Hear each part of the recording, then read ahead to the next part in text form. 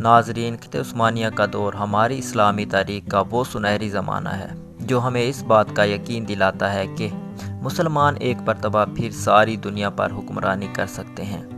Drama serial Ertugrul Ghazi کی پاکستان میں record طور مقبولیت کے بعد خلافت عثمانیہ کے بارے میں لوگوں کی دلچسپی بہت بڑھ گئی ہے۔ ہمارے ناظرین کی پرزور آزمائش پر ہم نہایت منفرد سیریل شروع کرنے جا رہے ہیں، جس میں ہم آپ کو خلافت عثمانیہ کے تمام سلاطین کے بارے میں باری باری نہایت تفصیل کے ساتھ بتائیں گے۔ تو پیش خدمت ہے اس سیریز کا پہلا حصہ جو سلطنت عثمانیہ کے بانی عثمان غازی کے بارے میں ہے۔ 656 ہجری بمطابق 1258 عیسوی میں ترک سردار ارطغرل غازی کے ہاں ایک بیٹا پیدا ہوا جس کا نام عثمان رکھا گیا۔ یہ عین وہی وقت تھا جب منگولوں کے لشکر نے ہلاکو خان کی قیادت میں خلافت عباسیہ کے دارالحکومت بغداد کی اینٹ سے اینٹ بجا دی تھی۔ ایک ایسے وقت میں جب امت مسلمہ اپنے بدترین وقت سے گزر رہی تھی اور تتاریوں کے ہاتھ ایک کے بعد ایک شہر تباہ ہو رہا تھا، تو ایسے میں امت مسلمہ کی ایک نئی اور عظیم الشان سلطنت کا بانی اس دنیا میں اپنی آنکھیں کھول چکا تھا۔ عثمان غازی لڑکپن میں تھے تو اسی وقت ایک مشہور ترک عالم اور پر اثر صوفی شیخ ادابالی ہوا کرتے تھے۔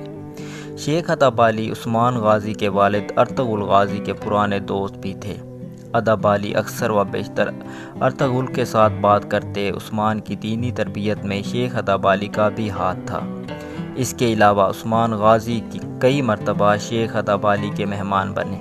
ایک مرتبہ عثمان غازی نے شیخ کی بیٹی کو دیکھا اور دیکھتے ہی ان کو اپنے لیے منتخب کر لیا اور شیخ کو شادی کا پیغام بھیجا، لیکن شیخ ادابالی کیونکہ درویشانہ زندگی کو پسند فرماتے تھے تو انہوں نے عثمان غازی سے اپنی بیٹی کی شادی سے انکار کر دیا۔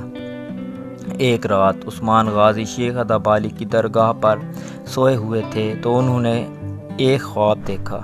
انہوں نے دیکھا کہ ایک ہلال چاند شیخ ادابالی کے سینے سے نکلا اور رفتہ رفتہ بدر کا چاند بنا اور عثمان غازی کے سینے میں پیوست ہو گیا، اور پھر عثمان غازی کے پہلو سے ایک درخت نمودار ہوا جو بڑھتا ہی چلا گیا، یہاں تک کہ اس کی شاخیں آدھی زمین پر پھیل گئیں۔ اس درخت کی جڑوں سے دنیا کے 4 بڑے دریا بہہ رہے تھے اور اسی درخت کی شاخیں 4 بڑے پہاڑوں کو سنبھالے ہوئی تھیں۔ درخت کے پتے تلواروں سے مشابہ تھے۔ اچانک ایک تیز ہوا چلی اور درخت کے پتے بر اعظم کی طرف ہو گئے۔ وہ بر اعظم انگوٹھی کی طرح دکھائی دیتا تھا۔ عثمان غازی اس انگوٹھی کو پہننا ہی چاہتے تھے کہ ان کی آنکھ کھل گئی۔ عثمان غازی نے یہ خواب شیخ ادابالی کو بیان کیا۔ خواب سننے کے بعد فوراً اپنی بیٹی کا نکاح عثمان غازی سے کر دیا۔ اب یہاں تاریخ پھر سے اختلاف پیدا ہوتا ہے کہ کچھ کے مطابق شیخ ادابالی کی بیٹی مال خاتون ہی تھی اور انہیں کے بدن سے ارحان غازی کی پیدائش ہوئی۔ کچھ کے مطابق وہ عثمان غازی کی دوسری بیوی رابعہ بالا خاتون تھی جن سے ان کا بیٹا علاء الدین پیدا ہوا، اور مال خاتون کے والد عمر بے ہیں۔